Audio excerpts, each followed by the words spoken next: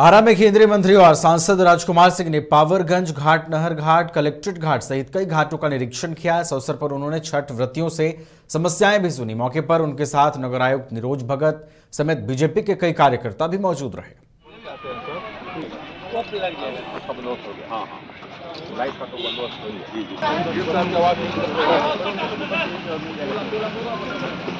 होता है चारों तरफ।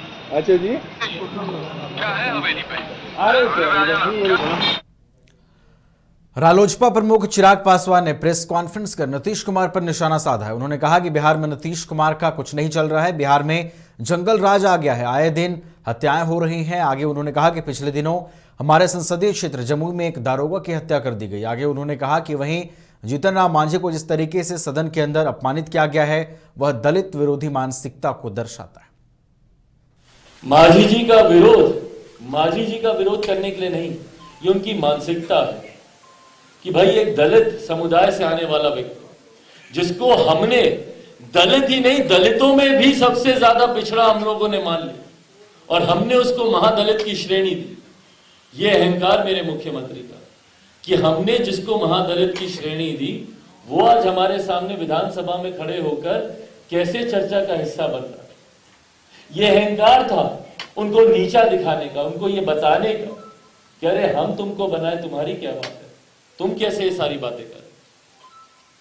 और इसी मानसिकता का जिक्र आज से नहीं लंबे समय से मैं मेरे मुख्यमंत्री की इस मानसिकता का जिक्र कर रहा हूं, जिसका कारण रहा कि मुख्यमंत्री के साथ जाने से बेहतर भले अकेले चुनाव लड़कर, इस बात को जानते हुए कि संभवतः बहुत ज्यादा लाभ नहीं होगा, पर अकेले चुनाव लड़ना मैंने पसंद किया था 2020 में, पर मुख्यमंत्री के साथ जाना स्वीकार नहीं किया।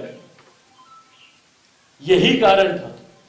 उस वक्त संभवतः मेरे पास भाई बहुत ज्यादा प्रमाण नहीं थे अपने आप को सही साबित करने के, जिसका कारण बना कि मेरे अपने परिवार के लोग, मेरे अपने पार्टी के लोग मुझे छोड़कर चले गए।